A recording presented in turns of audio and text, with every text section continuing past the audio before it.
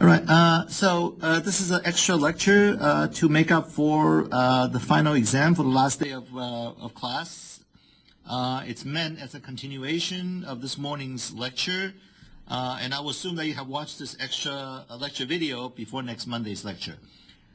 So where we left off in this morning's lecture is that we just finished section 4.1 of the textbook, and we're going to skip section 4.2 and the rest of section chapter 4 until we finish chapter 7.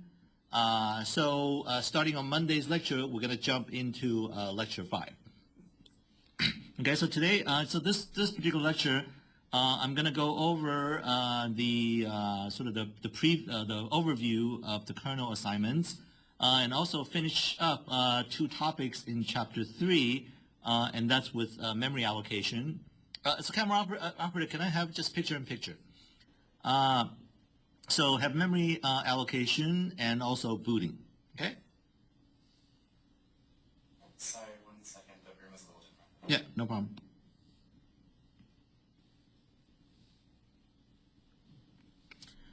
All right, so first we're going to talk about the kernel assignments. So, we are doing, Tom Doppner's Unix kernel assignment. So Tom Doppner is the author of our textbook. So this assignment sort of came with the textbook.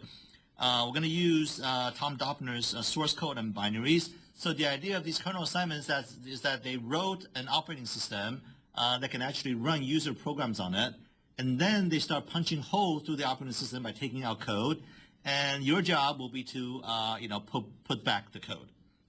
Okay, and this particular assignment, if you read the entire documentation, you will see that there's supposed to be 5 kernel assignments. We are doing only 3 of them. Okay, so the kernel assignment, there's 1, 2, 3, 4, 5. Number 1 is called procs. Okay. Number 2 is going to call drivers. Number 3 is VFS. Number 4 is the system file system, and that's an actual file system. And number 5 is virtual memory. Okay. So we're not going to do drivers. We're not going to do system file system. So those code will be provided to you as a bunch of libraries. So there's going to be some .a files that have those code implemented, but you don't get to see the source code. So in a way, it's a little unfortunate that you don't see the source code, because if you want to set a breakpoint there, you can't really do it. Okay. So in a way, this is just like any kind of a library call, the system call that you make in warm-up 1 and warm-up 2. There are some of the functions you just have to assume that it works, and if you really don't understand what's going on in that function, you should ask me. You should talk to your classmate in the class Google group. All right. So in the project spec, you get to download Unix assignment 2.1.0.tar.gz. Please make sure that this is the one you use for this, for the summer. If you have other versions from previous semester, make sure you delete them. Okay, it's incomplete because there are holes knocked out for these 3 kernel assignments. If you look at the source code, so one of the main things you have to do for the kernel assignment is to read the operating system source code. Okay, the operating system is very big. Camera operator, can I have picture-in-picture, please? Yeah, we're just having some issue with the picture. Oh, okay. All right, so so there are a bunch of stuff in there that's been taken out, right? The holes. And the holes are replaced by the following statement: not yet implemented. Okay, so these are actually executable code. If you execute, if you run this line of code, what you will do, what will happen is that the operating system is going to crash, and you're going to get a message saying that the kernel panic. Okay, so the word kernel panic means the operating system has crashed. And it's crashed in this case because it crashed intentionally, right? Because the function is not implemented. So you're supposed to replace them with, working code. Okay? And the format of this message is that, so here's the function, and here's the string. The string has 2 parts. The first one is the name of the assignment, okay? And the second one is the name of the function that this particular line is supposed to be for. Okay? So procs is kernel assignment 1. So what you're supposed to do is to look into all your kernel code, look for all the lines that has something that looks like procs colon, okay, and then replace them with working code, okay? So what you're supposed to do is to replace these code in place. That means that you can comment out this line, okay, and just replace them with your code, okay? So to look for all these code, what you can do is that you need to use the grep command. And in the kernel assignment, you got to get really, really good at grep command, because anytime you are wondering about something, you know, for example, you see a function, you don't know what it's doing, you say, oh, who is calling this function? How is it being used? So you do a grep. So grep is the command that lets you find instances of a particular string in all kinds of files. So if you say grep prox kernel/star.c, it will go into the kernel directory and look for look into every .c file and try to look for this pattern. Okay, and the the Unix source code is all over the place. So if you want to look for the string, you will look inside kernel/star.c, star/star.c, star/star/star.c. Just look all over the place for it. Okay, to find all of them, and those are the ones that you have to implement. Okay, and I would really suggest you just replace this code in place. Especially for kernel 1, because most of the functions that you'll be writing, they're all relatively small, so you don't really need to create other functions to call them. Okay, so if this is inside a function bootstrap, you might add another function, and the code that you replace can call that function. That's perfectly fine, as long as they're in the same file. Okay, if they're in different files, then make it a little weird. Okay, so try to replace them in line, in place, right there, or at least make sure you put it in the same file. Okay. All right. So please follow the procedures mentioned in the kernel spec. Right. So these are copied from the kernel spec. You unzip it and then you unpack it or untar it. That will create a subdirectory called Unix assignment 2.1.0. You change directory into this directory, and then you say make clean, and then you say make. That will compile and create the kernel. And then you just run Unix by using /Unix -n. Okay, so that will run Unix under the CPU emulator. So the idea over here is that you have Unix, which is the operating system. It needs to run on hardware, and we don't really want to run on the real hardware, so we're going to run it on fake hardware. And this fake hardware is implemented using what's called QEMU. Okay, and on Ubuntu 12.04, QEMU, I think is version 1.0. Okay, so this pretends that it is the CPU. So QEMU is a CPU emulator, and you're going to run Unix on top of it. Okay, so Unix is the operating system, runs on top of it. And then, so in kernel 1 and 2, you only work at this level. In kernel 3, you're going to run user application on top of that. Okay, so Unix, this command will invoke QEMU, and then you run the Unix operating system on top of that. Okay, if everything goes well, you should see tons of stuff fly by in your terminal, and then eventually you're going to get this message that says, not yet implemented, prox bootstrap, you know, what we saw on the previous slide, file main kmain.c. This is a subdirectory inside the kernel directory, line 174. Okay, and then you will see that it's getting a kernel panic, and you know, kernel is supposed to crash in main kmain.c, right? So 174 is the beginning of the bootstrap function, and this is the place where it actually died. And then it says Unix return to bootstrap bad and kernel halting. Okay, so all these things at the bottom, they're all printed by the not yet implemented function, and that will cause the kernel to halt. Okay, so this is normal at this point because you haven't written any code yet. Okay. So make sure you try this before this weekend. If you have any kind of problem, please let me know. Okay, and when you let me know, you should print out what you see on the screen, copy and paste, and send the entire thing to me. Don't try to just describe it, because sometimes there might be stuff that you miss. The Unix documentation is in doc/, so it's part of the Unix distribution, right? The Unix 2.1.0.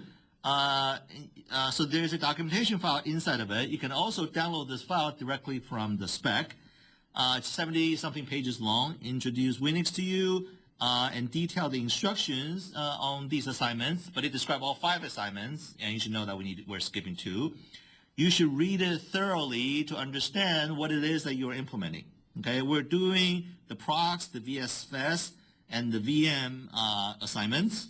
Okay, the other 2 drivers, the System 5 FS, they are provided to you as 2 library files. kernel/libdrivers.a. That's the one that implement the original second assignment drivers, and then kernel/lib s5fs.a. That's the one that implement the original kernel assignment number 4 for the system 5 file system. Again, this is the actual file system that's running below the virtual file system. Okay, so you get to play with the virtual one and not the actual one. All right, so to control which assignment to use or which source code to compile, there's a file in the Unix directory called config.mk. So this one controls what gets compiled and what gets configured into the kernel. Okay, so for the prox assignment in the beginning, you can just use the generic or the one that come with the source code distribution and use that. Okay, so that one inside this file, it will have things like I think it will have drivers drivers equals to 0, VFS equals to 0, system5 FS equal to 0, VM equal to. So basically what it's saying is that don't compile any other assignment, only compile the prox one. Okay, so this way only the prox will get compiled. Towards the end of the kernel one, okay, so if you look at the kernel spec, towards the end it asks you to turn on drivers to 1, okay, to complete the kernel 1 assignment. And the reason we're doing that is that in kernel 1 you're implementing process and threads. So it's not really that interesting because in the end you want to be able to type in some commands so that you know that your process and thread is working. And also you want to provide an easy way for you to test your code. Okay? By setting drivers to 1 towards the end of kernel 1, you will be allowed, you will be executing code in libdrivers.a, and in that code you will be able to talk to the terminal. Okay, so at that point you will be able to read and read the keyboard from the user, and you'll be able also to print messages to the terminal. Okay, then you can do a lot more interesting stuff. Okay, so only when you get the basic process and thread to work, and then in the end you're starting to want to interact with the user to run additional tests, that's when you set drivers to 1. Okay, so don't do that at the beginning. All right, so for prox you use the original config.mk. For VFS assignment, kernel 2, you need to set drivers equal to 1 and VFS equal to 1. Okay, set this guy equal to 1, set this guy equal to 1. For the kernel 3, for VM assignment, you need to set this one to 1, this one to 1, this one to 1, and also VM, you need to set it to 1. All right, so please read the kernel spec just to find out if there's additional stuff that you have to do. Okay, for the VM assignment, it's also there. I guess the last one they're divided into 2 stages. The first one. To finish the beginning part, you actually have to leave VM equal to 0, and then only modify a single file until you got enough stuff to work, and then you set it to 1, and you can do the rest of it. Okay, so again, please read the spec. There's something called dynamic. I guess one of the flags over here is called dynamic. Dynamic equal to 0 initially. You can set it to 1 at the end of the kernel 3 assignment. Okay, if you want to get some extra credit, for that. So please make sure you don't turn that on. Okay. By default, in the config.mk, there's a line that says dbg is equal to all. Okay, which means that all the debugging stuff in Unix, they're all going to get printed on the screen. So you're going to have gazillion stuff flying by. If you want to turn them off, you can set dbg into something else. So look into so Unix is actually it's a shell of source code. You can actually open it using a text editor and then see if you can change dbg into something else. Okay, so anyways, when you starting to see too many messages, then it's bothering you. You can set, if you don't want anything, you can actually say dbg is equal to minus ALL. This will turn off all the debugging messages. Okay, all right. And when you modify config.mk by setting any of these things or setting dbg to something else, you got to make sure that you, do a make clean, get rid of all the executable, and then do a make again. So do make clean, make, and then do Unix.m. All right, so this will start your kernel again. All right, you should use the debugger right away because it's pretty much impossible to get your kernel to work without the debugger. Okay, so in this class, you are supposed to get really, really, really good at using the debugger. Okay, so if you run the command Unix -n, and then say -d GDB. This one says use the debugger, and this one says use which one. It only works with GDB. Okay, so there's some strange things going on that if you do something like this, you won't see the kernel debugging messages. You will only see a window, a Unix terminal, a Unix console window that appears. Okay, so it turns out that some bugs in either QEMU or something in the Unix kernel code that you got to do something else to use debugger if you want to see the debugging message. If you don't want to see the debugging message, this is just fine. Okay, but if you want to see the debugging message, you need to set GDB weight equals to 1 in config.mk and then again recompile. But now when you run it, you will have to add -w with the number. This is the number of seconds to wait. So what happens is that you will be debugging the kernel and you will be starting GDB as a separate process, and then you have to link them together. Okay, so the way that you link them together is that you can't really link them right away. That's why it didn't work. This one says wait 10 seconds and link them together. So apparently you have to wait 10 seconds and then it works. On a slower machine, you might have to use a larger value right here. On a faster machine, you have to use a smaller value. I see some people have the latest, Mac. You have to set the waiting to like 1 second, and then it will work. Okay. So unfortunately, if you have compiled with GDB weight equals to 1, and you want to run Unix in the old way just by saying Unix -n, you're actually going to get stuck in an infinite loop. Okay. If you set GDB weight equal to 1, and if you don't use -weight 10, if you just run it like this, your program will actually stuck in an infinite loop. Okay, so you can either run it without -GDB, and if you want to run it with GDB, you have to use -10, and you have to set GDB weight equal to 1. Okay, so there's only these two ways to run it. All right, so you have to choose which way you want to do it. And then if anytime you change GDB weight equals to 0 or 1, you have to recompile the kernel. Luckily, recompiling the kernel is very, very fast, so this shouldn't be a problem. All right.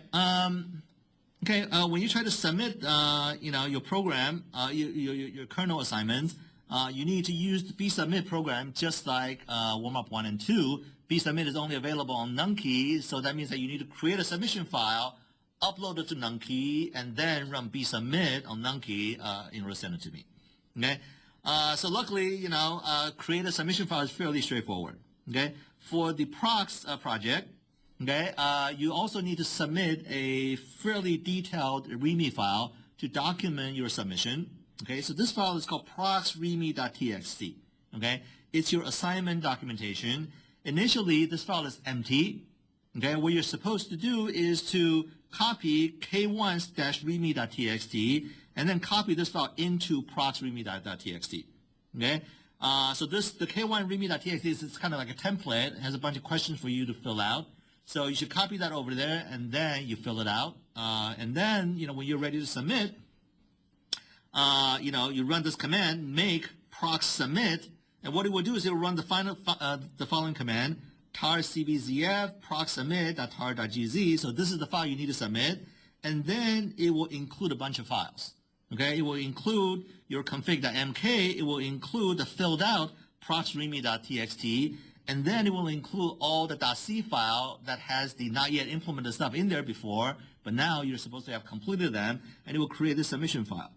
Okay, you can scp or sftp prox submit.tar.gz onto nunkey.usc.edu or luja.usc.edu, and then over there you run bsubmit, on those machines, and again copy and paste the actual bsubmit command from the spec to run them. Okay. The README file, you should read it very carefully to see exactly what you're supposed to fill out. And then, I guess this is a group project, so you can actually designate one person to be in charge of the README file, because if the README file is incomplete, you're going to end up losing a lot of points. Okay? It contains information, if you end up not to split your kernel points evenly among your teammates, and if you read the, the lecture 1 slides or read the class webpage, you will see that it's really, to your disadvantage to split your kernel score unevenly. Okay, so I actually, strongly encourage you to score things, to split things evenly. Then you really don't have to, say anything. Okay, if you don't split, then by default, I'm gonna assume that you're doing an even split, which means that everyone contributes to the kernel equally.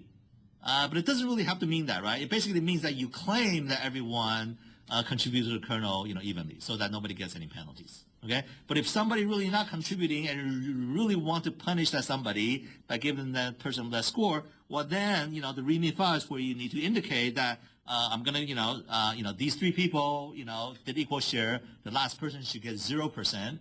Okay, you need to decide whether you want to do that or not. Okay, and then put it in the README file. Okay, and then you probably want to, if there's a non-even split, you should justify it in your README file. All right. Okay, for the VFS, for kernel number 2, you say make VFS submit, right? Again, you start with the empty VFS README file, copy k2 readme.txt from the, the project spec, and then modify it. For kernel 3, you start with the empty VM readme.txt, copy k3 readme.txt from the spec over it, and then, fill it out, and then run, VM submit. Okay, so these things already in the make file, it knows what files to include. If you want to include additional file, I'm going to say no. Okay, so don't include additional files. Okay, so basically you shouldn't change this what this command does. It will only include a few named files. So don't include anything else. Okay, so over here you must not include any other file that's in the original source.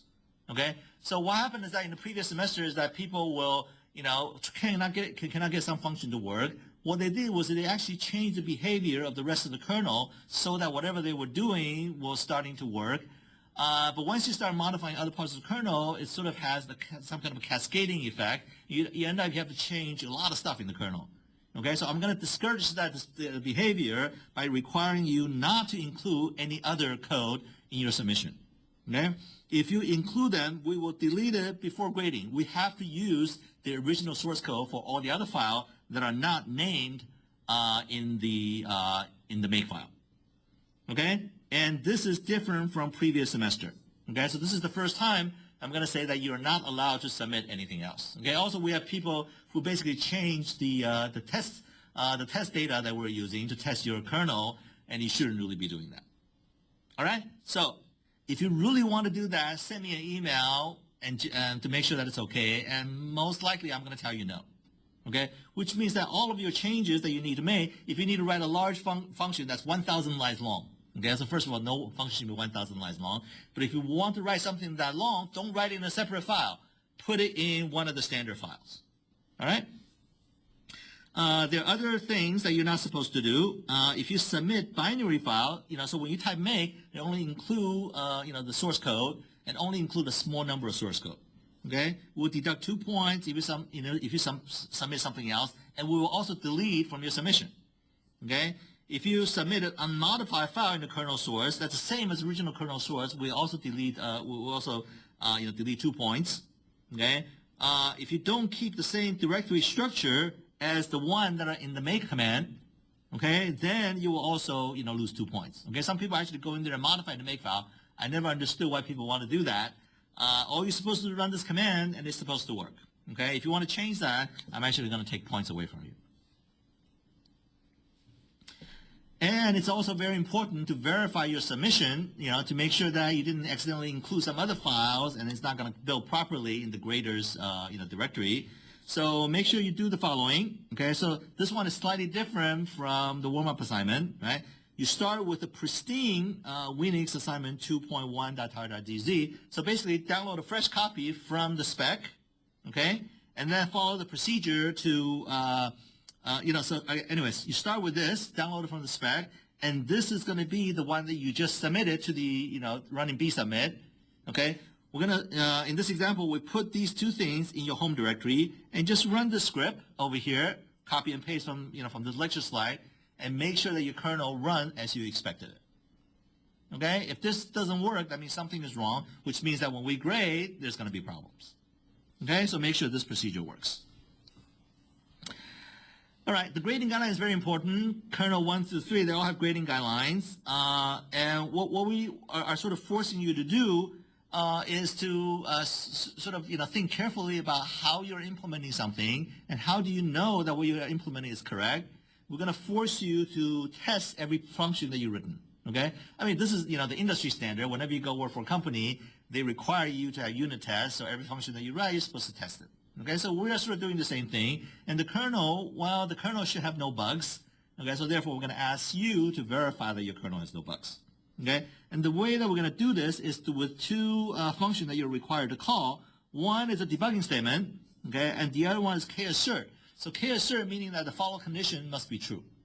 Okay, so the way that you use that to demonstrate that you know what's going on is that for every function, so here's the function foo, okay, you're writing, okay, in the beginning when you enter the function, you should make sure that, all right, so let's go back a little bit. When you write a function, okay, instead of thinking about, things procedurally, you should think about things functionally, which means that as you enter this function, you need to think about what are the preconditions are you assume that's correct before you start executing this function.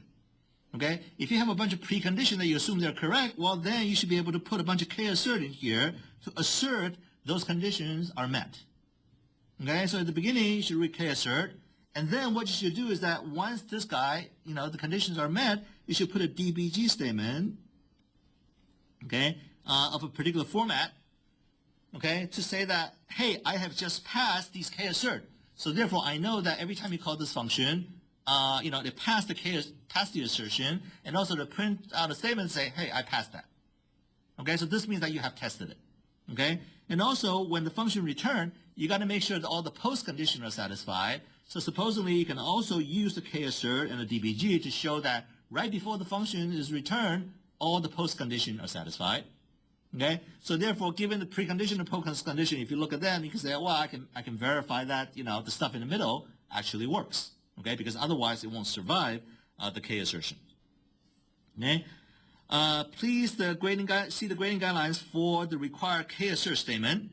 Okay, and over here it mentioned that K assert, you start with dbg, and the dbg statement that we're required to use in this case has to be, I'm going to write it right here, dbg, and then the first argument is capital dbg underscore print. Okay, and then followed by a string. The string has to start with something like this. Okay, left paren followed by the capitalized word grading, followed by the number. The number is the kernel assignment number, so this one should be 1, 2, or 3. S is the section of the grading guidelines. Okay, so the grading guidelines is divided into A, B, C, D, E. So if you write a particular DBG statement for a particular, grading for a particular part of the grading guideline, which means that you want points for that part of the grading guidelines, then you better write down which section that this particular, DBG statement is for. Okay, and then every section A, B, C, D, there could be subparts. 1.A, 2.B, 3.C. You're going to put it right here to claim credits for the corresponding item in the grading guideline. All right, so if you want credit, you have to do it this way. All right? Okay, and you need to show us that every function that you have written, you actually have tested them. Okay, so this means that every branch of your code must be tested. So if you have an if and else statement, right, if, something, and then else something, okay, it's your responsibility to demonstrate that you have tested this code and you have tested this code. Okay? If for some reason your program never comes here, then I would tell you to actually get rid of this code, comment out this code, okay, so that it will never get invoked. Okay? If you write a code, you have to show that you have tested it. All right? So every branch of your code must be tested. Every branch of your code path must have at least one DBG statement in them. And then again, this kind of DBG has to be in this format, DBG print, followed by grading, right, if this is related to grading. And one of the sections in the grading guidelines says that you have to test every part of your code. So make sure that if this is for those purposes, then you got to use the right section number. All right? And any kind of a thing that you do, make sure you document that in your README file and to be as complete as possible. Okay?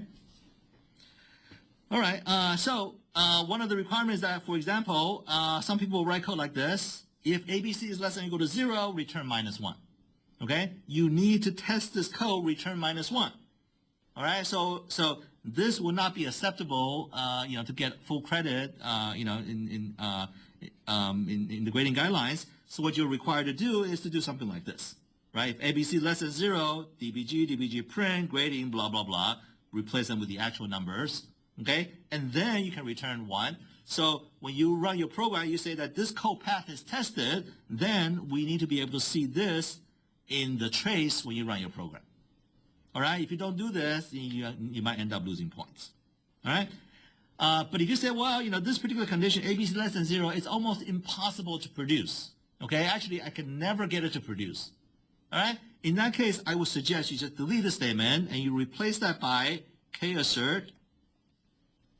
Okay, k-assert ABC greater than or equal to 0.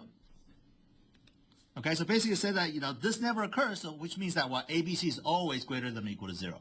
Okay, so this way you won't have a code that's not tested.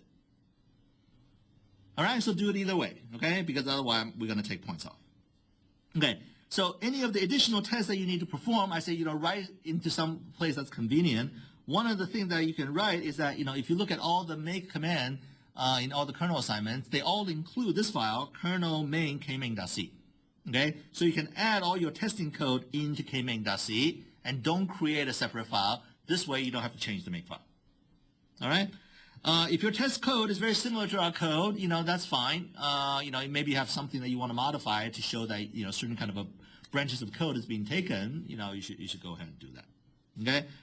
You make sure you run your code against your additional test code, and make sure you update your README file to reflect that, and make sure you again check the grading guidelines to make sure that everything is covered. Okay, so 2 important things when you're doing kernel assignment. It's a group assignment, and also, if you start modifying stuff, you need to have a way to back things up. Okay, so over here it talks about 2 things. One is that you need to back up your stuff, and then you need to collaborate with other team members. Okay, there are many different ways to collaborate. One way is that you start with your assignment. You have 4 people in your team, divide it into 4 parts, and tell everybody what to do, or figure out what everybody has to do, and then when you finish coding, you put them all together, okay? That's usually not a very good way to go because everybody will have different understanding, and then you're going to end up with code that doesn't really work together, okay? If you want to do something like that, make sure you get together often, okay? What is often? Often is not every week. Every week is not often. Often is like every day or every, 8 hours or something like that. You got to make sure that you are all on the same page, okay? Do integration very, very often, to make sure that nobody is going the wrong direction. Okay, also if you integrate, so let's say you do it every day, decide on the time to meet at a lab or somewhere where you guys can get together and do it. If somebody's falling behind, you will also know right away.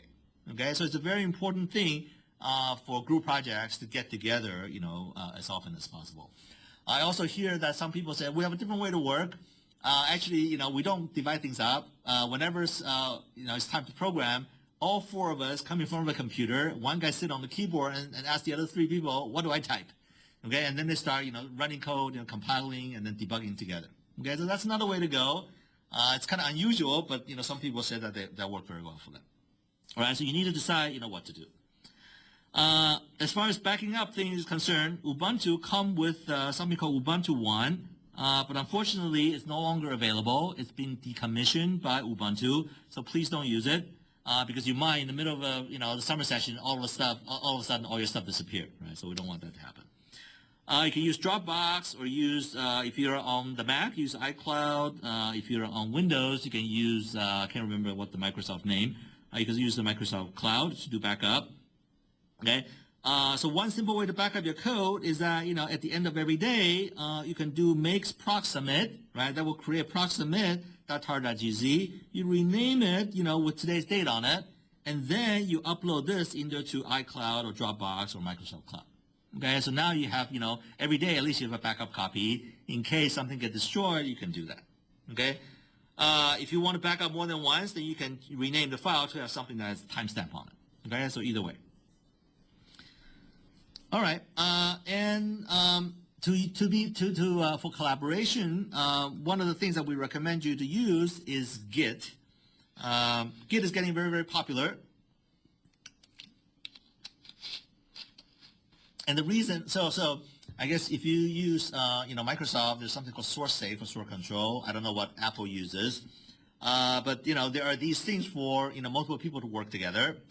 and also to have backup, right? So this is a way to sort of do two things in one shot. Git was actually originally written by Linus Torvalds, the person who invented Linux. So from what I heard is that his code is so good, the Git software actually runs super fast. Okay, it runs so fast. If you run it, you won't even believe how fast it is. So that's one of the reasons that it's get picked up by all the free software community these days. So it's really a good thing to learn, right? And tons of the major company, they also start using free software code. So if you already know how to use Git, that might look good on your resume. Okay, so I strongly recommend you use Git. There's a free book that you can download. Right, it's in the class description page, and you can just click there and download it. All right. So in that case, you have multiple people, you want to share a repository. So where is that repository that you have to share, right? So one way is that you can create a repository in the cloud. So there are free Git repository out there on the web, okay? Unfortunately, most of the free ones are required to be visible by the entire world, okay? So if you want it to be free, you want to use it, then you have to share it with the entire world, okay? So that's violating our cheating policy, so you must not use any of these things. Okay, if they have policy that require them to be public, then don't use them. Okay, turns out that there are actually ones.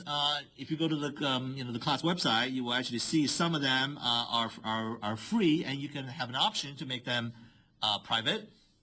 One of them is very popular. It's called GitHub. Okay, GitHub can be set up so that you can have a free account. So you can apply for a free GitHub student account. You have to go through a few steps to verify that you're a student. I guess your student means that you have a USC email address or something like that. You probably have to justify it. Then they will give you a free account, and you can actually create like 4 or 5 projects on them for free. Okay, so you will create one project for your entire team, and then everybody can share that. Okay, so what you need to do is when you use one of these accounts is that when you create a project, the first screen that you're going to see is that there's a checkbox to say this is private or public. Okay, for our assignments, you got to make sure it's truly private. Okay, if you set it to public, that's cheating, and you're going to get into trouble. Okay, so that's one good place to go to get a free GitHub, and then everybody can sync with the cloud. All right. Okay, and again, read more details by looking at that free book. One thing that I will recommend is that so people start using these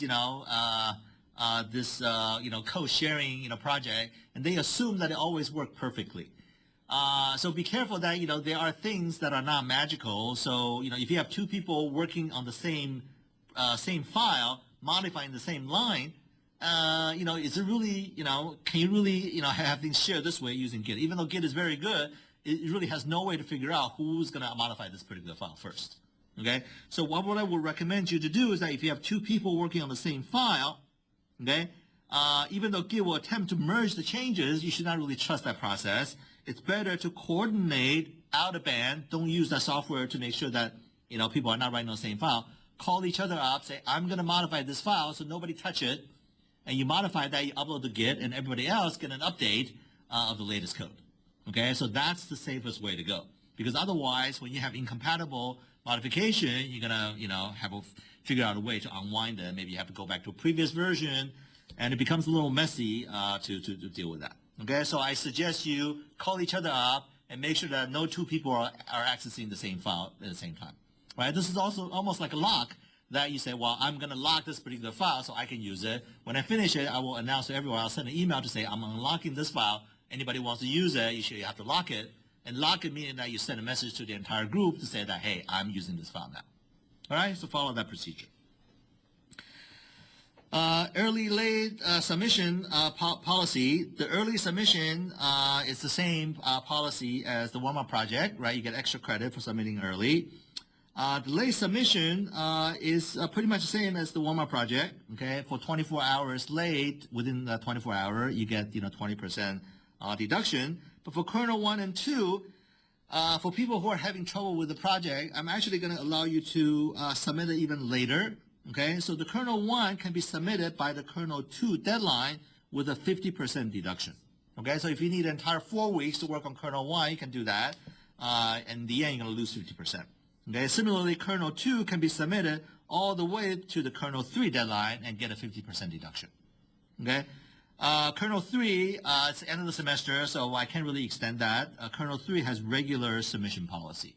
Okay, and remember, kernel 3 is very, very difficult, and it depends on kernel 1 and 2. So if you start submitting late for kernel 1 and 2, chances are you're not going to implement kernel 3 at all. Okay, so so you should try to get kernel 1 and 3, 1 and 2 on time. So actually, kernel 1 and 2 are actually not that bad. From previous semester, most people actually turn it in early to get the extra credit. Okay, and so the idea here is that if you want to make sure you have plenty of time to do kernel 3, submit kernel 1 and 2 early by starting early and finish early, so you can start the next project as early as possible. All right. Extra credit is available, if you submit stuff early. Also, I'm going to give extra credit for participation in the class Google group. Okay, so if somebody posts a question and if you respond to that question by giving helpful comments, then you're going to get 1 point extra credit. So for every assignment, you can get a maximum of 10 points. Okay, and these points you get no matter what you get in the regular in the assignments. The early and late, they are based on percentages. So if you get it, so if let's say that your kernel 1, after you submit it, you can only get 10 points in the end. If you get an extra credit for 10%, you get 11 points. Okay, but if you get extra credit for participation in the class Google group, you get 10 points, and you get 10 plus 10, you get all 20 points. Okay, so these are actually pretty good points, and I really want to encourage you to participate in the class Google group, and because that's a good way to learn also from your teammates. Okay, you can of course ask questions to me, but I don't stay up in the middle of the night. So if you send me a message at 12 o'clock at midnight, chances are I will respond the next day. If you post to the class Google group, you might get instant response. Okay. And a lot of times, does your classmate know the right answers? Probably not. But some of them will actually do. Okay, so once you start using the class Google group and read it very often, anytime somebody posts something, try to read through it, and you'll find out that some people in this class, they actually know quite a lot. Okay, they somehow figure out what the operating system is all about, and they will be able to get a really good answer. Okay, so those people who help other people out, they get extra credit for it, and you should also participate and try to help other people out. I'm going to ask you to do one more thing. If you post a problem, you say, I'm getting stuck, doing this and that. Somebody tell you to do this, somebody tell you to do that, and then eventually you figure out what's the solution to your problem. Okay, you should post a follow-up to your own post to say that especially because if you figure out the bug because you got help from other people, then you should also help the rest of the class by posting your solution to the class Google group. And again, by posting your solution is that you can't really post any code, right? There's a limit of 4 lines of code in the class Google group, so you should post a description of what you discovered. Okay, maybe just 1 line, maybe just 2 lines. If it's a silly bug, it's just a silly bug, and I found it. If it's a little more profound, make sure you have a short description, 1 or 2 line description to to tell people what the bug was. All right. So academic integrity policy again. Since the kernel assignments are group assignment and there's only 1 submission from your team, if one of your teammates cheated, the entire group is considered cheated. Okay. You can't tell me that person cheated. You should get credit to everybody else. That doesn't work that way. Okay, so it's your responsibility to make sure that your teammates are not cheating.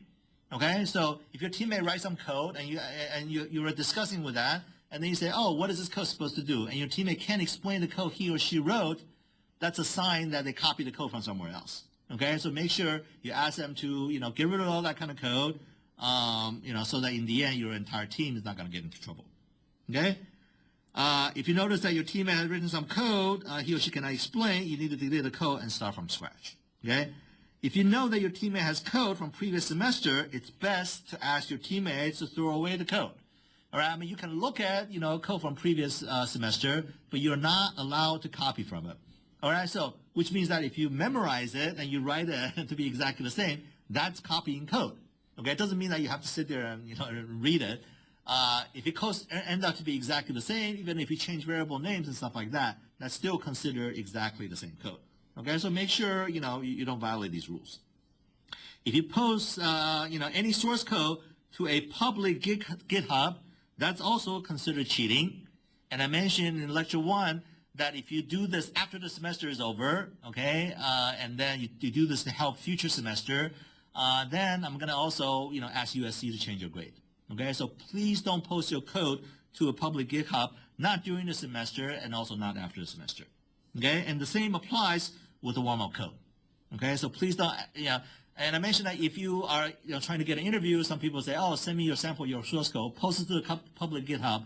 Do not do that. Okay, send them a private copy and tell them not to post it. Okay, because we have to copy the U.S. copyright laws. Okay, so these code that you're working with, you do not have permissions from the owner of the code to post them in the public, to display them in a public place. So please don't do that. All right? Okay, how do you start? So there's tons of code in the kernel, right? You're supposed to write a few functions. So how do you do that, right? You start with reading the documentation and reading the spec, okay? And then you're going to read the kernel code. You're going to read, lots and lots of kernel code. These are the code that you didn't write. They're written by other people, but they're written by very, very good programmers. You should learn from them. You see that all the functions, they're all very, very small, and every function is well-defined. So that when you call a particular function, it might not be well documented, because they want you to figure out what these functions are doing. So you should read this code and try to understand what the code is doing. Okay, so in the end, what you're trying to do is to sort of understand what is kernel supposed to do and read the code and make sure that the code that you read correspond to your understanding. Okay, if they are, sort of correspond to each other, then you should be in pretty good shape. All right? All right, and when you try to write code, you should try things out and see what happens. Okay, so putting debugging statements to print things out, you say, well, this particular variable, should I set it to 5 or 6? Okay, well, try 5 into it and run your program and see what happens. Try 6 into it and see what happens. You have multiple people in your group. You have one person try something and some people try something else. Okay, GitHub will sort of help you to, to fork off a branch from the cloud, and then everybody can work on different things, and eventually you can check in some changes and not the entire things. Okay, so that's sort of a good way to go. All right, you need to absorb other people's code, right? Read this code that other people have written and try to make sense of it. In a way, that's really, what OS hacking, I mean, not stealing, credit card number, that kind of OS hacking. OS hacking is really about, trying to figure out what's going on in the operating system, okay? And then try to write as few lines of code as possible to make it work with the current large code base, okay? So that's why we're going through this exercise. So this is really not just to implement an operating system, all right? It's trying to sort of figure out, understanding what the operating system is doing and add a few lines to make it work with the rest of the operating system. Okay, so that's why this, this project is very, very good, because it's not only, it's an operating system, project. It's also a generic, how do you work inside a large project?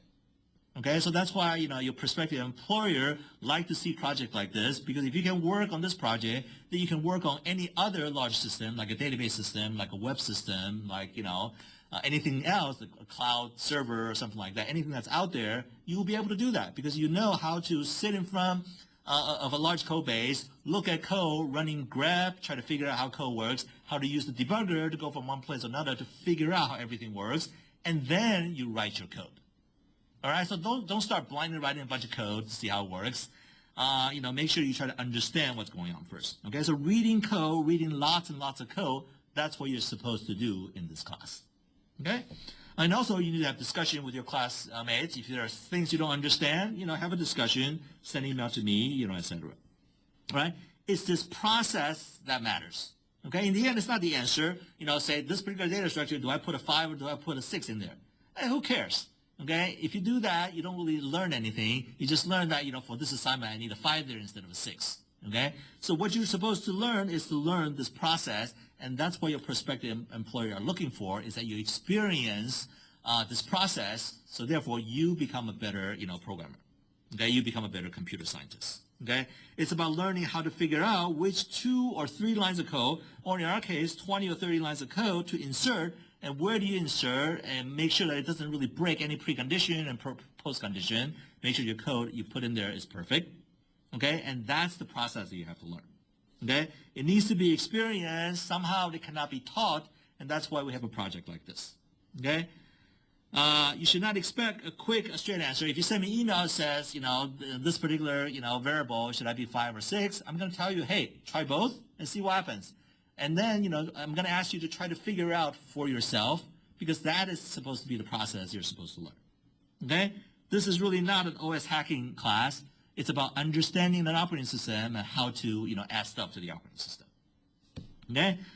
So I guess over here is that learning, to write operating system is like, it's like Zen. I don't know if you're familiar with Zen, right? People sit there, think for days, and all of a sudden they jump out and they yell on the streets and say, I got it. Right? So that's, and that's, in some part of the kernel project, that should be your experience. You're struggling to get something to work for 2-3 days, and all of a sudden you got it. Okay, and then you can get to make it to work, and all of a sudden everything falls in place. Okay, so that's, what it's supposed to be. All right, getting help. If you have any question about the kernel assignments, read documentation, textbook, lecture slides, So everything that we'll talk about in the lecture so far, they're somewhat related to the kernel assignment, okay? Some parts are related to kernel 3, some parts are related to kernel 2, some parts are related to kernel 1. So make sure you understand all the lectures so far. That's very important for you to start the kernel assignment. Okay, so make sure you do that. Post your question to the class Google group. Okay, if nobody's answering, what I'm going to do is that I'm going to wait for 2 hours, at least 2 hours. I mean, sometimes if I'm sleeping, I cannot answer the question in 2 hours right away. I'm going to wait for at least 2 hours for your classmate to respond so that they can claim the extra credit. Okay, but after 2 hours, I might respond. Okay, and I will. So just like my regular email policy, if you send a direct email to me, I will respond within 24 hours. Okay, but if you post something into the class Google group, if nobody answers, I will try to answer. But as you will notice in starting soon, is that there will be gazillion messages getting posted to the class Google group. Even I cannot keep up, so I might once in a while, miss a couple of questions over there. In that case, you can send the email to me in a private email again. You say, could you answer, could you respond to that question that get posted? All right? Sometimes if you ask me a question about the assignment directly, if you ask me if it's, 5 or 6, that goes into this variable. And again, I would just forward your post to the class Google group, and I ask, and anybody want to jump in and claim extra credit? Okay? So, there are certain kind of questions if you want to ask me, like understanding about things or whatever. Those I'll be very happy to respond. But if things that you can really try it out yourself, I'm going to ask you to try it yourself. All right? And as mentioned in lecture 1, so when we start seeing a lot of questions, I'm going to get these kind of questions all the time. So please don't send me, this is my understanding of XYZ. Am I right? Okay? Or correct me if I'm wrong, type of question. Doesn't mean that if I don't correct you, you're correct. It doesn't really mean that at all. Okay? So please don't have this bad habit of asking questions like that. Okay? If you do that, your classmates is welcome to respond, but I will not respond to these kind of questions. Okay? I will not answer that over email. If you come to office hour and ask me, that's perfectly fine. Okay? Office hour, no problem. Okay? You can post such a question to the class Google group or for your classmate. If your email is for me to answer, okay, if you say, hi, professor, or something like that, in that case, please send me a private email. Do not post a question to the class Google group beginning with hi, professor, or something like that, because I will not respond to a question like that. Okay? If an email is addressed to me, please send me a private email. Don't post it to the class Google group, and don't copy to the class Google group. All right? All right, that's pretty much all I want to say about the kernel assignment. Okay? Start early and don't, fall behind. So hopefully kernel 1 and 2, you can, turn them in, on time. This last thing about kernel 1 I want to mention, I just added this to the web page, today. Okay, so this is something I want to remind you, or you should remind yourself over and over again when you're stuck in kernel 1. Okay, please keep the following in mind when you are doing this assignment. Okay, to keep you out of trouble. Right, number 1 is that the kernel is all powerful. Okay, so please try to have an appreciation of what does that really mean. The kernel is all powerful. Okay, So there's really nothing the kernel cannot do.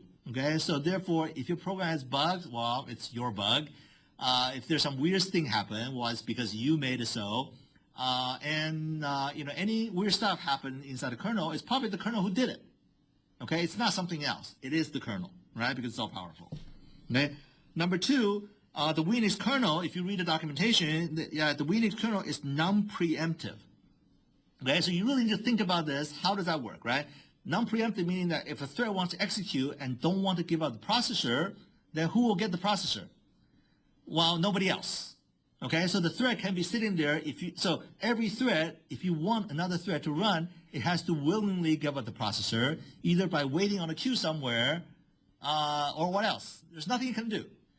Okay, so it has to go wait in a queue somewhere if you want to give up the processor. Okay, so make sure that you understand that. And it's also going to come into play later on when you have thread cancellation. One of the things you have to implement in kernel 1 is thread cancellation. The kernel thread cancellation is a little different from pthread cancellation. But remember, pthread can be implemented in user space or in kernel space. So pthread is really not about the kernel. Okay, so if you try to think about the kernel thread to be exactly the same like the user thread, then it doesn't work because there's no pthread create, pthread mutex lock, those kind of stuff inside the kernel. Those are user space concepts. Okay, so please try to understand what does it mean exactly. Think hard about what it means and what are the implications. Okay, number three, I get this question a lot. Okay, we are not implementing multi-threads per process. Every process in the kernel only have one thread. Okay, which means that if you want a new kernel thread, what do you have to do? Well, you have to create a process first and then create a thread inside that process. Okay, so please don't have one process that's trying to manage two threads. It doesn't really work. And in the config.mk file, there's an MTP that's by default set to 0. Do not set it to 1. Okay, if you want to do multiple threads per process after the semester is over, you're welcome to it.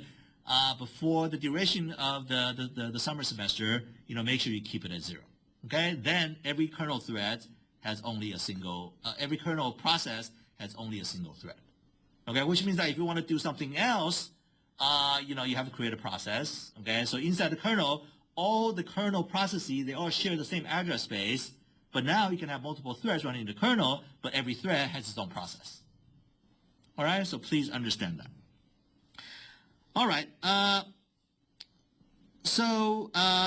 right, so now I'm done with the intro to the kernel assignment. Now I'm going to come back to chapter 3, talking about dynamic storage allocation. That's one right here, and also briefly go over booting.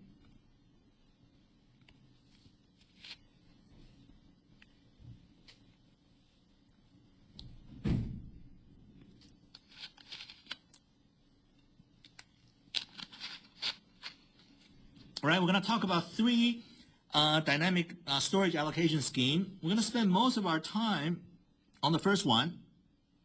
Okay, this is called best fit and first fit algorithm. This is the one that's commonly used in user space. Okay, and this is related to malloc and free. When you call malloc, okay, when you call free, okay, chances are your C library, the way they implement malloc and free, they're using something called the first fit algorithm. Okay, the kernel actually have different memory allocation schemes. One is called the buddy system, and the other one is called slab allocation. The buddy system, if you look at the Unix code, it has a full implementation of the buddy system. Okay, there's something called kmalloc, okay, and also kfree. I think it's called kfree. Okay, so these two, they basically use the buddy system to implement it. If you're interested in the detail, feel free to look at the actual code. Okay, and finally, the kernel also used slab allocation extensively. And you need to use it. You actually need to use both memory allocator. Okay, so I will just briefly introduce them. If you need to know the detail, well, read the code inside the kernel. All right. So first, we're going to look at the first fit memory allocator. Okay, the memory allocator is used everywhere. Over here it says where in the kernel, do you allocate memory. So whenever you need to allocate a stack, right? So inside the kernel, this is a big address space.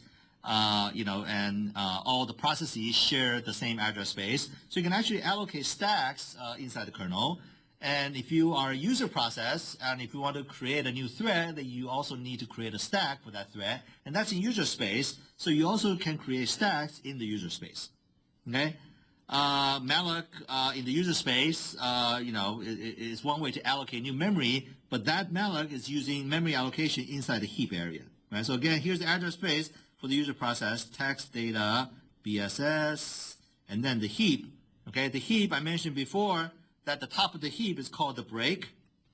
Okay, so in the beginning, the heap is completely available for memory allocation. Whenever you call malloc, what you do is that you allocate a piece of memory inside the heap, and then you give that to your application.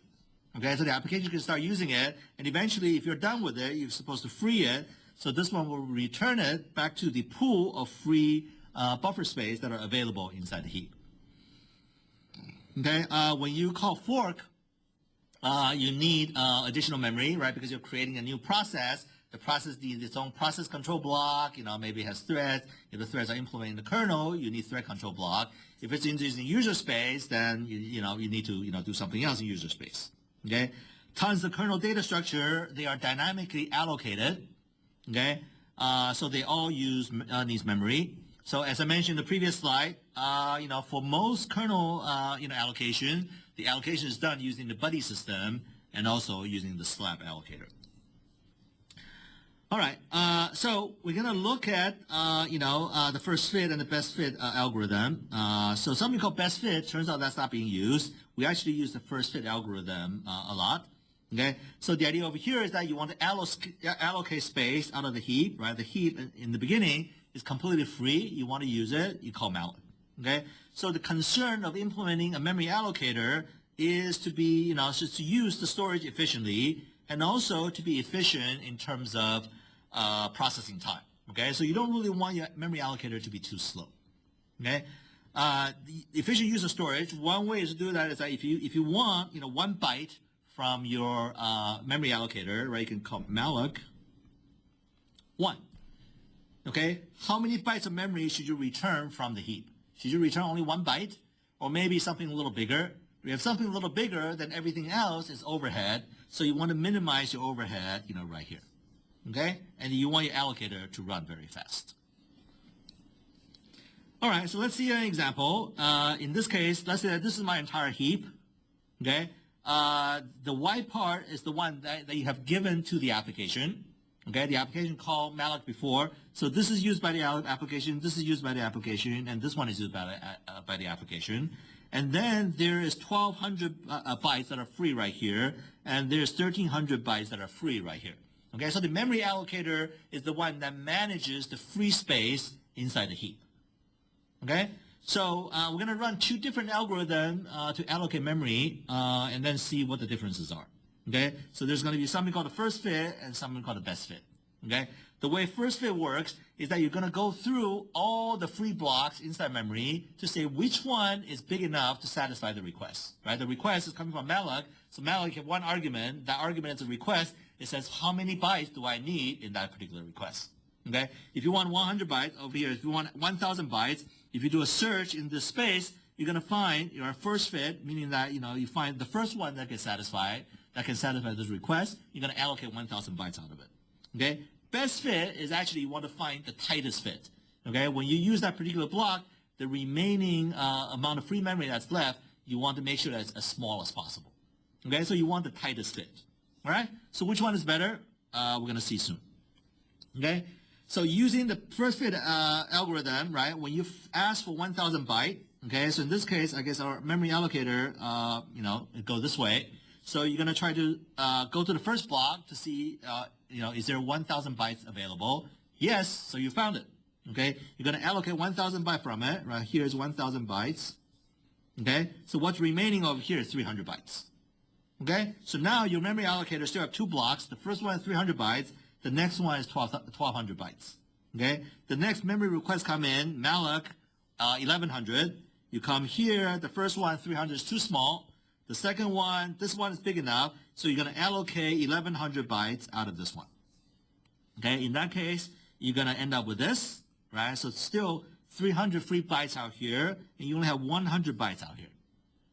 Okay? And then the next request comes in, allocate 250 bytes. It's the first fit allocator. Over here, you look at the first block. The first block has 300 bytes. It's big enough, so you're going to take 250 bytes out of it. So there's only 50 bytes left here and 100 bytes there. Okay? So first fit, in this case, it can satisfy all three requests. Okay? What about if you use the best fit algorithm for all these three? Okay, so what's going to happen is that when you allocate 1,000 bytes, you're going to go down this list and look for which one is the tightest fit. Okay? If you allocate out of this block, you will have 300 bytes left. If you allocate out of this block, you have 200 bytes left. So this one is the tightest fit. So therefore, you're going to allocate out of the second block. Okay? So it's going to look like this. Okay? So the first one is still 1,300 bytes, and the second one only has 200 bytes left. Now, the second memory request comes in for 1,100 bytes, right? You go best fit. This one, it fits, right? It has 200 bytes left. This one doesn't fit, so it's a clear winner. You allocate out of this one. So in the end, you're going to have 200 bytes left and 200 bytes left over here. Okay? So at this point, the third request come in, ask for 250 bytes. Yeah, you go to the first one, it's not big enough. The second one, not big enough. malloc is going to return null to say that, there's not enough memory. Okay? So from these two cases, can you say that the first fit is better than best fit? Well, it certainly looked that way. But as it turns out, people run this over and over again, do a lot of experiments and analyze it and find out the first fit in general works better than best fit. So why is that? Okay? And the reason is because if you look at the best fit, they try to, fit as tight as possible. So in the end, all the blocks that are left, they are sort of about the same size. Okay? And certainly it's true in this case, right? What's left over here, in both cases, both of them has 400 bytes left. Okay? In best fit, the 400 bytes are split into two. One is 200 bytes and the other one is 200 bytes. So the variation is going to be small. Okay? So variance, okay, is small for best fit. Okay? For first fit, you find the first one that's available. So in the end, you're going to get higher variance. So in this case, it's true. You're going to end up with, I guess over here, you have 300 bytes right here and 100 bytes right here. Okay? So you're going to have variation in the free block size. Okay? So therefore, if you have variation, it tends to be that the next request, you're going to find a place that will actually fit. Okay? If everything that is small, even though, they're evenly distributed, when you come up with something that's slightly bigger than the biggest block, then you're going to be in trouble. Okay? So therefore, people will not use best fit in practice. When you are using malloc and free, chances are they're implemented with the first fit algorithm. All right? Okay? So one problem with the first fit algorithm is that, I need to search for, the best fit algorithm is actually also very slow, because in order for you to find the best fit, you have to look at all the free blocks and figure out which one is the best fit. First fit is a little more efficient than best fit, right? Because you can go down this list. The first one you find, that's the one you're going to allocate out of. So it's also more efficient than best fit. All right. So one problem with first fit algorithm is called, it's called fragmentation.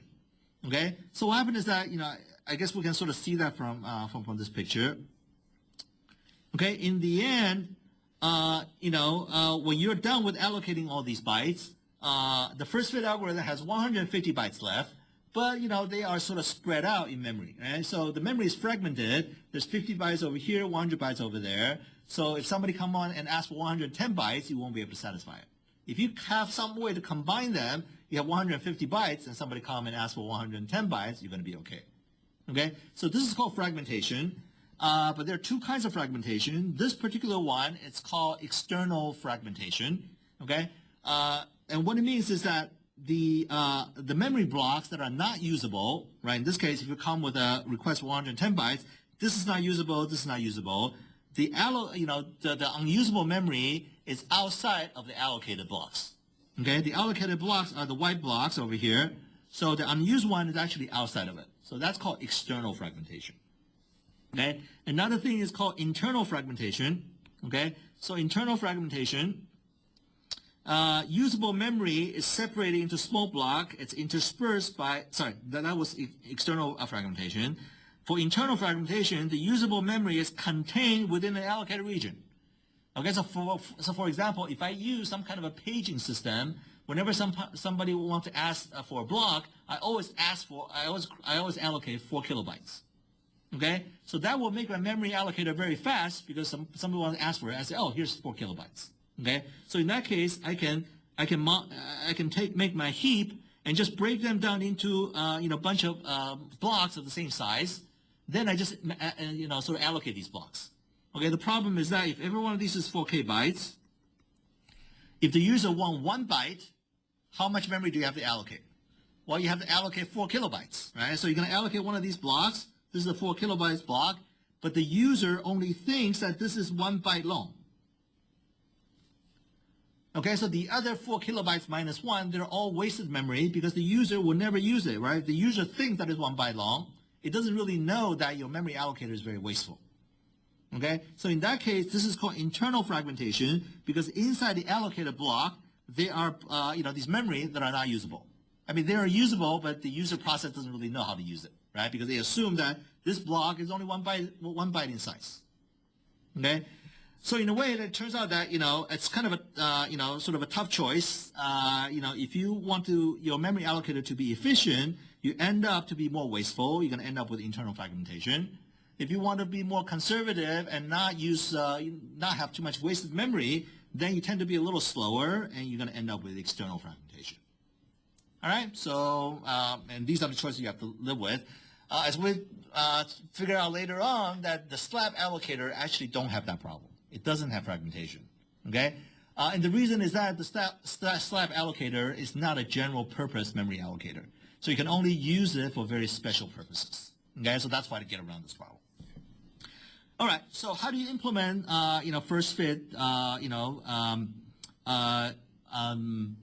memory allocator? Well, you have a linked list to keep track of all the free lists, right? So over here, we're gonna have, these kind of free blocks. Okay, the one that we have returned back to the user, those blocks are called busy block or called use block. Those, the memory allocator doesn't have to keep track of them. Okay, the memory allocator only have to keep track of the free one. Right? So the free one, these are blocks, so you can actually use any field. So over here, if you have a free block over here and a free block over here, right? No user application is using it, so you're free to use it for any purpose that the memory allocator wants.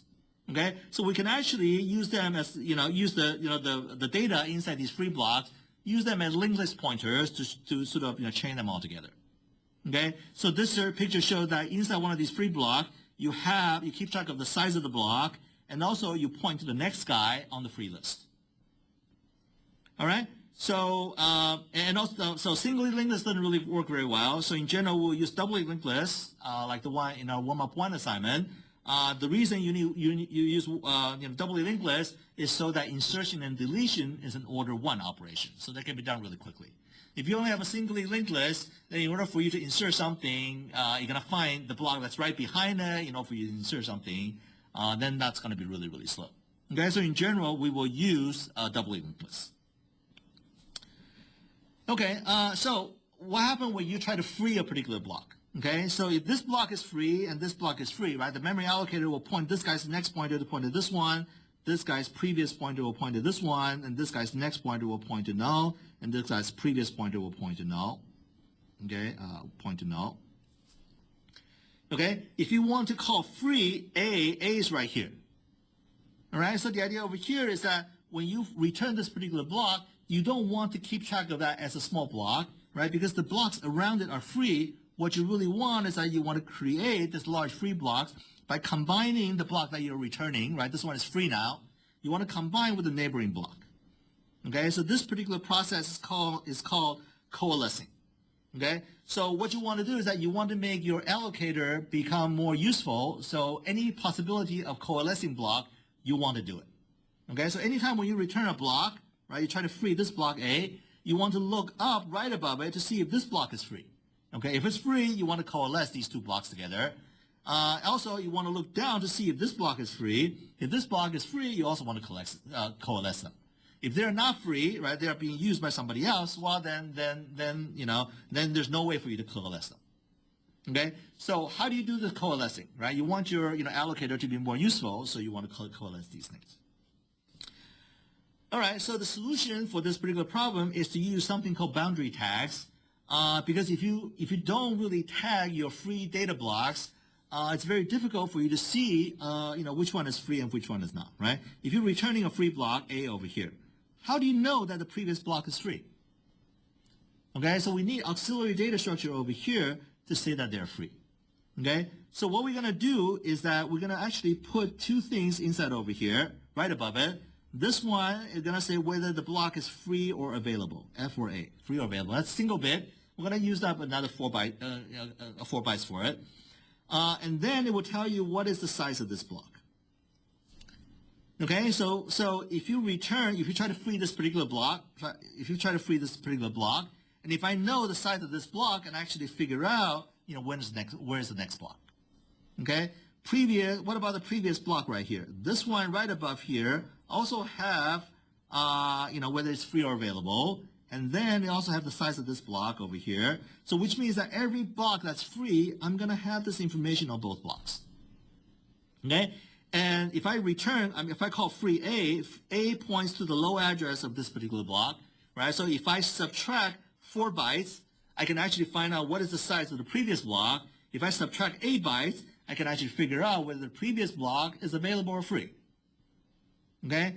And what about the allocated block? Well, the allocated block, in order for me to figure out what is the next block, I need to know the size of this block. Okay, so the idea over here is that the allocated block is actually going to look like this.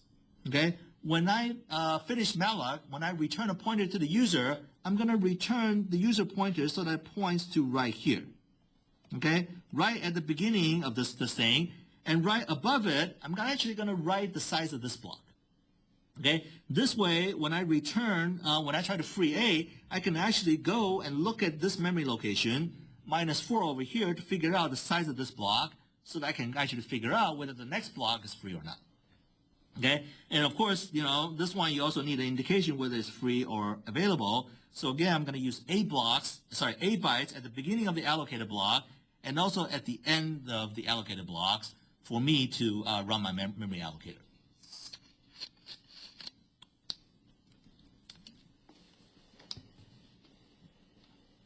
All right, so recap. Delete this. Okay, if a block is allocated, the user pointer is going to point right here. Okay, and I'm going to use 8 bytes right below it to keep track of this block is. So this block is allocated, so free is going to be equal to 0. Allocated is going to be true. Okay, and the size of this block. Okay, over here I do exactly the same thing. This one is not free, and this is the size of this block. Okay, for a block that's actually free, so these are linked by linked lists. Okay, I'm gonna have 1 over here to say the block is free. Over here is 1 is free, and I also have the size of the block, followed by the back pointer and the forward pointer. Okay, so this is the doubling linked list. That's where the pointer is. Okay, and it's perfectly okay to write all kinds of garbage inside a free block because the memory allocator owns these blocks. This is the user block, so this part of the user block, the memory allocator is not allowed to touch it. Okay, but it can touch stuff around it. All right, so let's see how these things are being used. Okay, we're going to see actually a quite detailed example of how these things are used. Okay, we're going to assume that the free blocks over here, the in use, it's an integer, takes 4 bytes long. Over here, this is called in use, right? So it's actually the flip of the other one. When it's free, this is equal to 0. When it's equal to 1, that means that it's being used. Okay, so every memory block has in use and also has the size of the block, and this is the size. Okay, and then it has these boundary tags both at the top and the bottom. For in-use block, again, these boundary tags are at the top and the bottom. Okay, and then the middle part over here, this is the one that get returned to the user. I said, hands off, not supposed to touch it.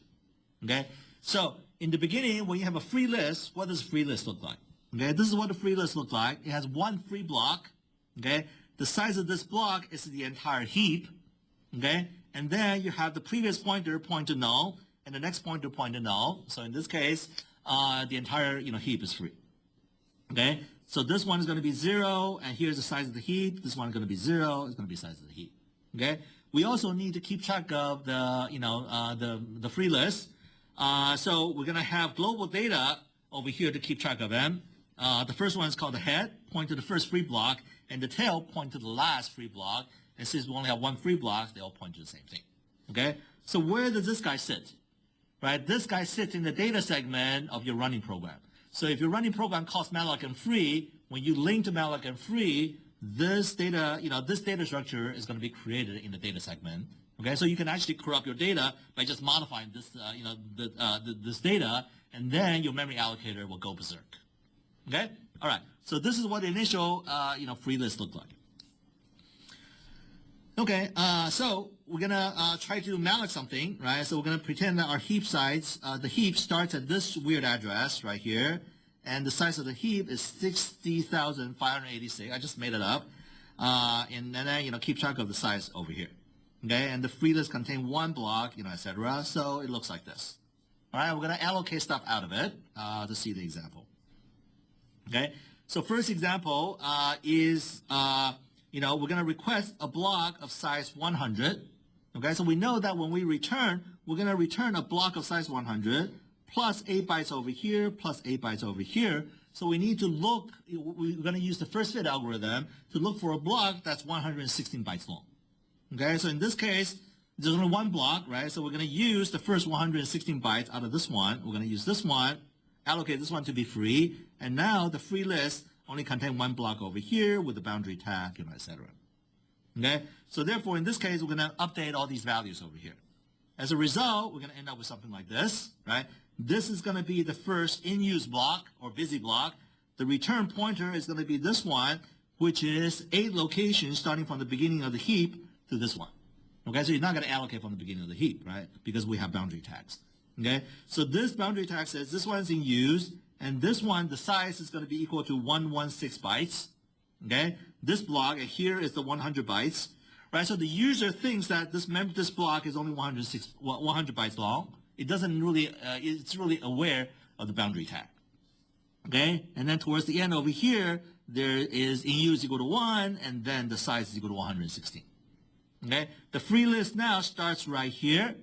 Okay, and in use equal to false, the size has been decreased by 116, same thing over here. And then the next is equal to 0, the previous is equal to 0. So we still have only one free block. And this is just garbage, we don't really care for it. All right? So now if you call malloc over and over and over again, you're going to start eating into memory over here. Okay, so all the beginning part of the heap will be allocated, and only one block staying at the end. Right? So I turn the picture around, right? So here is the beginning of heap, and here's the end of heap. After you do malloc many, many times, only the beginning part is going to be used. Okay, it's going to look like this. And now there's a free block in the end. Okay, so now when you try to free blocks, right, you want to sort of free this one. Now this one is no longer in use by the user. Okay, so what you do is that you're going to do coalescing, right? So next example we're going to see is that you're going to free one of these blocks. You're going to look at the block before it. You're going to look at the block after it to see if you can coalesce. Okay? If, in this example, both of them are busy, right? So this one will become free. Okay? And then you have to fix the free block list so that the free list become intact. Okay? And now you're going to end up with 2 blocks on the free list. All right? So, typical linked list operation, right? You all done it. So you sort of, you can sort of imagine how this can be done. All right, with boundary tag, got to be a little more careful, right? So here's an example. We're going to free this guy y, okay? And we're going to, so we're going to call free y. All right, the question is, can we find out what are the neighboring block around it? Are they in use or are they busy? Okay, to find out about the previous block, you take y and then you minus 16. You're going to see if the previous block is in use or not. Okay, so this block, whether it's free or whether it's in use, well, this 4 bytes tell you whether it's in use or not. Okay, so it's a fixed offset from y. You subtract 16, you can find out whether this block is in use or not. Okay, how do you get this guy? Okay, you take y, you minus 4, you're gonna get the size of the free block. Okay, so y minus what's in y minus 4 over here, that will give you z. Y y minus 8 plus z is going to give you the memory location for this one. Okay, so if you access y minus 8 plus z, you're going to find out whether the next block is in use or not. Okay, so this is how you find out, whether the previous block or the next block is in use, and then you can do your coalescing based on that information. All right, so let's take a look at an example. So you're doing free Y, okay, and you find out that the previous block is free. This guy is not in use, but the next block is busy. Okay, so what do, right? What you want to do is that you want to coalesce these two blocks into one large free blocks. Okay, so what does that involve, right? In the one large free blocks, this one is still going to be in use. This side is going to be is going to be equal to Z plus W, right? Because now you have these two blocks combined. This is still going to be 0. Oh, sorry, this is going to be 0 because it's no longer in use. Okay, this is going to be Z plus W. This is going to stay 0, and this one is going to be W plus Z. Okay. The next pointer, do I have to update the next pointer? No, it's still pointing to the next free block on the list. This guy still points to the previous block on the list, so I don't have to touch any of these guys. Okay? This becomes the middle part of the data structure, so I don't really care what they are. I don't have to touch them. They can stay the way they are. Okay? So by coalescing the current block with the previous block, you end up with this. The rest stuff shows you which data has to change. All right, so the coalescing, you can see it's done very efficiently by just changing these 3 memory locations, and you don't even have to update the linked list because the linked list is exactly the way it was. Okay. All right, how about coalescing with the next block? Right, this example, you are again calling free Y over here. Okay, you access Y minus 16. This block is in use. Y minus Y plus W plus Z, you're going to get the beginning location of this block, and you find out this guy is not in use. Okay? So therefore, you can coalesce these two blocks. Okay, by the way, do I need to look beyond just the neighboring block? Do I need to look at the block right before it? Right? If I do this coalescing correctly, then I know that, this particular block, since it's free, then the block that's right next to it has to be, busy. There's no way for it to be free, because if it's free, then it would have been coalesced already. Okay, so all I have to do is look at the neighboring block. Okay, and that's why, again, this is fairly efficient. All right, so in order for me to coalesce with these kind of stuff, right, this guy is going to become 0 because now it becomes free. This will become Z plus X. This guy stays at 0. This one will become X plus Z. And then I have to copy the previous pointer to this location, and the next pointer to this location, but I don't have to adjust other parts of the memory allocation chain, the other part of the free list. Okay, so again, this is fairly efficient. These are the things that has changed. Okay, all right, and then I'm done. Okay, what about if you have to coalesce both blocks? Right, this guy you access 1 minus 16. You find out that this guy is is free. 1 minus 12, Y minus 12, you see the block size of W. Y minus 4, you get the size of Z. Then you can find out, the memory location of this one, because this one equal to 1 minus A plus Z. So this one is also not in use, right? So therefore, you know that you're going to create one long block. Okay, so this is a little more work, right? Because now you have 2 blocks. You want to reduce that into 1 block. Okay, so what needs to be done? Okay, so this guy stays at 0. This guy stays at 0, right? This guy will become X plus Z plus W. This one becomes W plus Z plus X. Okay, the previous pointer over here is correct. The next pointer, this guy is going to copy from here. Okay, and now your linked list got shrunk by 1. The free list is shrunk by 1 element. Okay, so you're going to end up with this picture, right? So again, not too complicated. Okay, so therefore the first fit allocator is quite efficient. All right, so I guess when you're looking at this picture, you should ask the question of what if you corrupted memory locations, right? If I have a pointer that points right here, okay, and then my code, right? So this, my application code has point right here. If I write beyond the allocated block, okay, I'm going to end up destroying the boundary tags over here.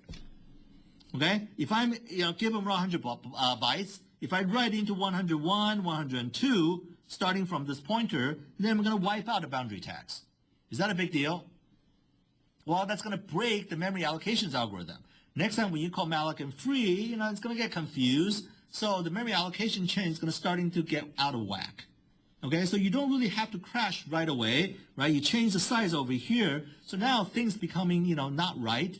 Okay, but still, your memory allocation chain will survive for a while. But eventually, when it try to allocate another block, and when it try to free a block, and again, when it try to allocate a block or free a block, it's just like warm up one, right? You really, you try to free a block, you don't check whether this block is on the free list or not.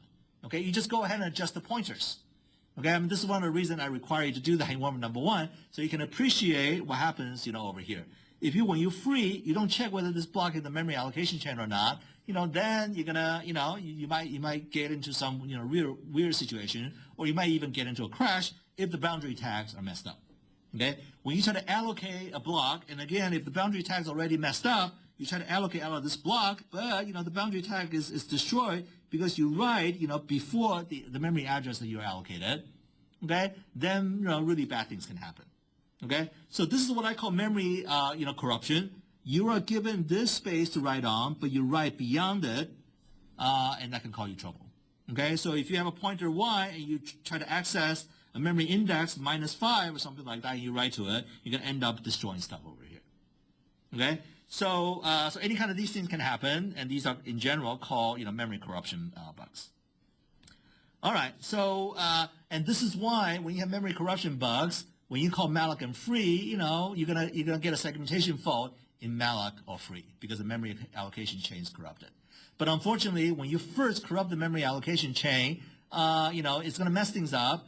But you won't really crash until maybe when you access the memory allocation chain, I don't know, 500 times later, and it will cause a problem, right? Because it is possible you have a very, very long chain. Okay, you corrupt something near the end, and you still keep working in the front. So therefore, after 500 malloc and free, you're still going to be okay. But eventually, when you reach this broken part, and that's when you're going to destroy stuff. Okay, so so the problem can actually stay hidden for a very, very long time.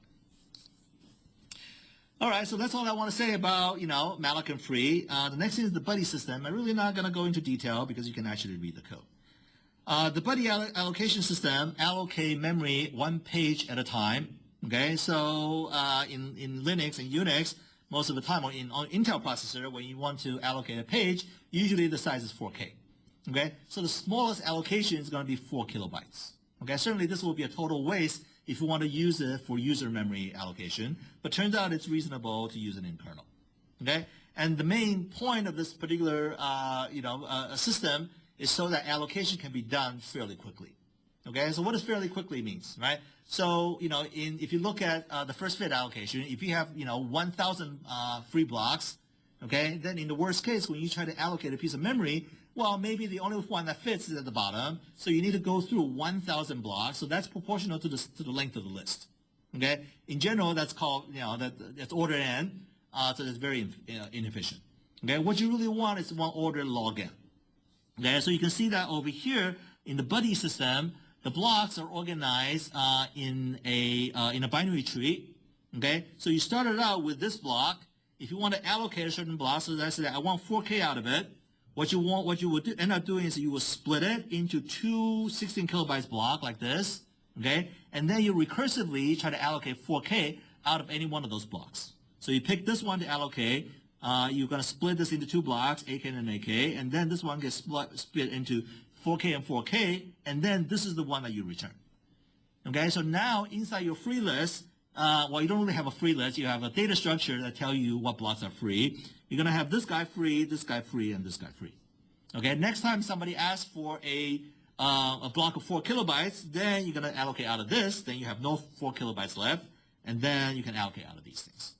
Okay, so one great thing about the buddy system is that when you free one of these blocks, it's very easy to find out who is the neighboring block, because then you can coalesce these two blocks together.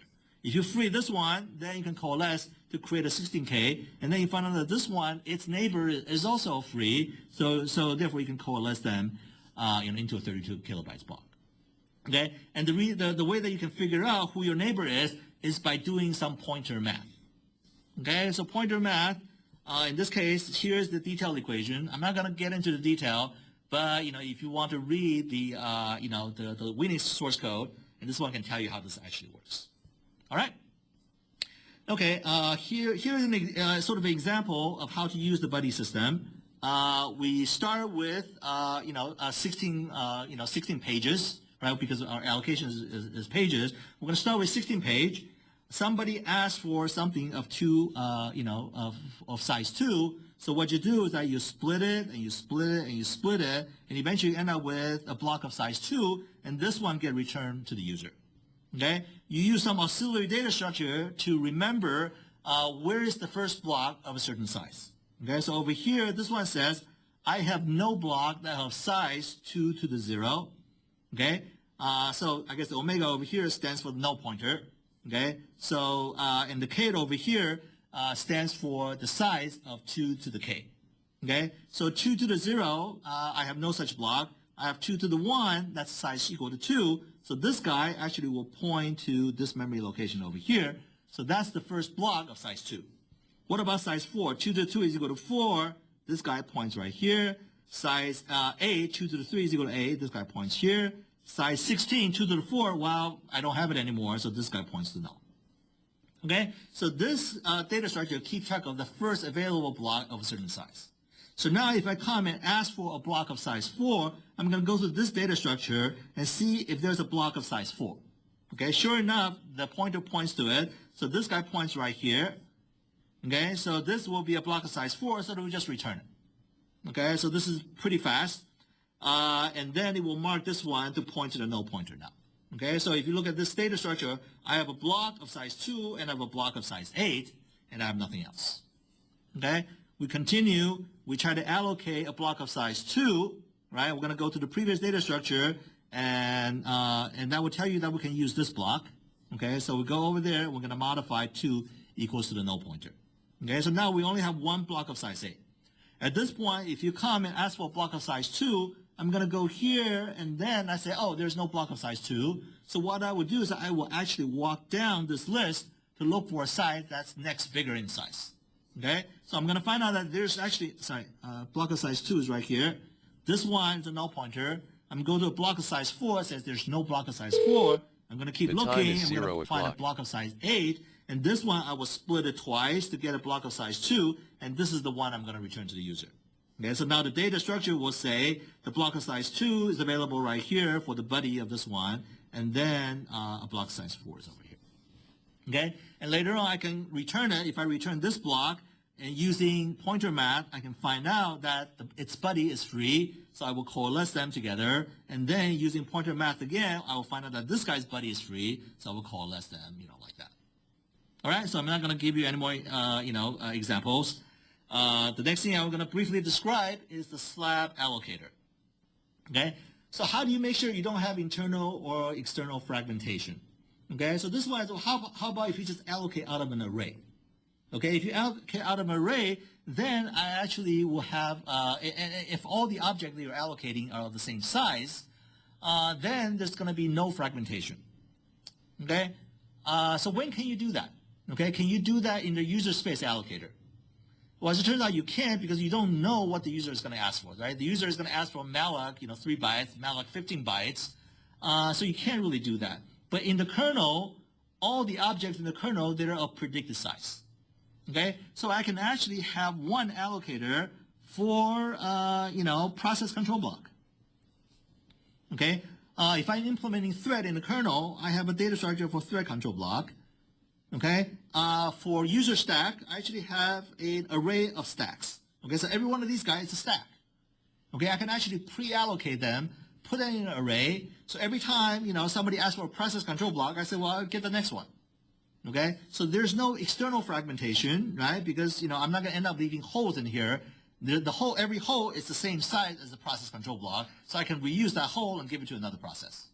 Okay, even though that in the end, right, if this is the entire slab of process control block, right, so they sort of serve on a tray, you have a bunch of process control block, And if you multiply that by a certain point, there might be a little left over. So there's a little bit of external fragmentation, but not too much. Okay? Same thing as thread control blocks, same thing as stack. Okay? So this one actually have very, very little external fragmentation. Okay? But it's limited to only known object, inside the kernel.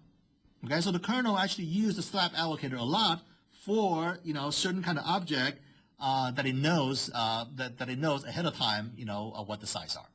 Okay, so when you initialize the kernel will actually, create a slab of PCBs, okay, getting ready to be allocated. It actually can go into every one of these data structure and initialize them to be the right values, okay, for some of the, for some of these data structures. Some of them are required in the beginning. They all have to be 1 at a certain memory location. You can just set all that bit to 1 in all these blocks. Okay, so they will be pre-allocated and they will also be initialized. So they're ready to be used. Okay, so this way you don't have, you don't have internal fragmentation. Also, you will have very little external fragmentation. All right, so that's all I want to say about slab allocator. And again, read the kernel source code to understand how they're being used. And you will have to, for kernel 1, you have to use the slab allocator to allocate stacks when you create a new thread. Okay, so at that point, you should read the code and get familiar with it. All right, the last thing, I got less than 10 minutes, so I will start talking about the booting process. Okay, and this is just a quick introduction because the booting is really hardware dependent, so it's more belong to the hardware abstraction layer. So I just want to sort of give you a sort of a brief introduction to booting. All right, so booting, so if you think about it, how do you boot an operating system? Okay, operating system is kind of a difficult thing. That's why they use the word, boot. Boot means, pull yourself up by your own bootstrap. Okay, so it's kind of hard to pull yourself up, if you're wearing a boots and you try to, jump up, without the help of any others. Okay, it's a very difficult situation. In operating system, how do you load an operating system into memory? Okay, in order for your operating system to be executing, it needs to go into memory first. So who's loading operating system into memory? Well, maybe a smaller operating system. Okay, so you can use a small operating system to load the actual operating system into memory. But then the question is, who's loading the small operating system? Well, there might be a tiny operating system you can use to load it into memory. So who's loading that tiny? So this can go on forever, right? So that's sort of a problem. Okay. So in the beginning, this is, in PDP-8, you actually, the operating system operator will actually punch in the code for the loader. Okay, so the operating system actually there programming how to load the tiny operating system into the memory. And then from that point on, it was a jump to that tiny operating system. That tiny operating system will load the bigger operating system into the memory. And then it will jump to transfer control into that bigger operating system and eventually load the real operating system into memory. And then, you have the operating system running. Okay? So this is certainly not really a good way to go, right? But in the good old days, they sort of do that. And this is the PDP-8 boot code that actually, I guess in the previous picture, somebody, put it, onto the machine so you know exactly what to do. In this case, they are, putting their mini operating system in a tape machine. So this one will start reading data off the tape machine, put it into memory, and then jump to the operating system there. All right, later on, things get a little more complicated. They have floppies, and they also have a different computer, right? I guess we saw the picture of LSI 11. That's the console computer for VAX 11780. Okay, so you use one computer to actually help to boot another computer. Okay, so again, by modern day standard, this is really, painful. So in the early days, the Unix operating system, contains all kinds of stuff in the operating system. And in order, so what goes inside this tiny operating system? The tiny operating system needs to know how to talk to the devices where the real operating system is sitting on. So there has to be some kind of a device driver into this tiny operating system. Okay, so there need to be enough code for it to go to that device and then, tell it to, do DMA or do some other stuff, copy data into main memory, and then transfer control by doing a jump instruction into that memory location. Okay, which means that the tiny operating system gotta have, the driver for that particular device. So if you want to switch out to a different device, then that means that you have to have a different tiny operating system that knows how to talk to a different device. Okay. So in the good old days, it's all very, very difficult to do this kind of stuff. Even though later on Linux, when Linux was created in 1992, whenever you need to configure, you need to change something to your operating system, you have to reconfigure the kernel, you have to rebuild it, and then you boot your machine, and if you get a kernel panic, then you basically have to start from scratch again. Okay, so it's a really painful process, and clearly that was really not really not reasonable. Later on come IBM PC. IBM PC is it's a standard. Okay, so tons of application, runs on IBM PC. So what happened is that inside the motherboard, sitting on this machine over here, right, this is where the CPU is sitting. Okay, there's a motherboard right there. There's actually sort of a memory device over here. It's called read-only memory, ROM. Okay, inside the ROM, inside the ROM, there's actually a device driver there for it to talk to some boot devices. Okay, so there's actually code there that knows how to talk to these floppy drive. So you will actually put the boot code inside the floppy drive, and when you boot the IBM PC, it will start executing code inside the ROM. Okay, so the ROM actually is the first boot system that you have, and that will get run, and that one knows how to pull in the tiny operating system from the floppy, and then that one can be used to pull in the actual operating system from the hard drive. Okay, so that's the procedure that was used in the IBM PC. And what's inside that particular ROM, that's usually known as the BIOS. Okay, so this is the basic input-output system. Input and output because it's reading from the floppy, so it has information about how to talk to a floppy. Okay, and the configuration of that particular machine is stored something called a non-volatile memory. Okay, so these are called NVRAM. And the usual way that we refer to these are CMOS. I mean, these days when you have a Windows PC, you can also configure CMOS. So the CMOS will tell you what kind of stuff are in the, what kind of hardware is configured into your machine, so that when you boot from that code in your boot prompt, the boot prompt, you will know what device to use. Okay, so again, the code in the ROM will access CMOS to see what kind of devices is configured, what kind of floppy is there, what kind of hard drive is there, and then it will be able to boot from that by loading the program on those devices into memory, and then jump into that, and then you will load more operating system from the hard drive, and then eventually you will go into the real operating system. All right. So the BIOS do that, and the other important thing the BIOS does, it runs something called the power on self-test. Okay, the power on self-test is one thing that's very important because one major thing that it does is, other than initializing the hardware, it also counts the memory locations. Okay, so how does the computer know how much memory it has? Actually, the computer cannot feel where the memory is. Okay, when you plug in memory, there's some signal to say that, yeah, the memory chip is there, but all the memory is working. Okay, they actually couldn't really figure that out. Okay, the only way to do that is to start executing to access the memory location. So let's say this is your memory. It will execute. It will try to access location 0, 1, 2, 3. It will try to write a pattern into this memory and then read back from it to see if what it has written to it, it can read back. If it can do that, then we'll declare that there is memory there. Okay, so therefore, it's the power on test. Try to figure out exactly how much memory that you have, and then it will tell, when your operating system boots, it will transfer that information to the tiny operating system to say, this is how much memory you have.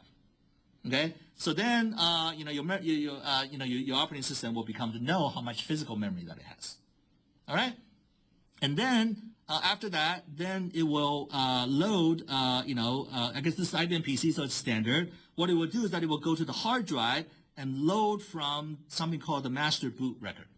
Okay, the master boot record is on the next slide, and I'm out of time now, so I guess the next lecture I will start with this, and then we will go into chapter 5 and see how the threads and the mutags and all that kind of stuff are implemented. All right.